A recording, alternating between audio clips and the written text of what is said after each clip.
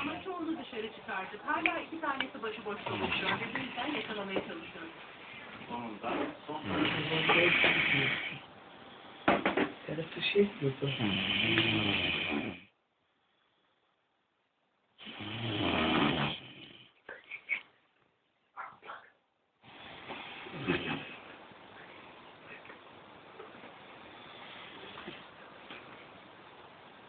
Video.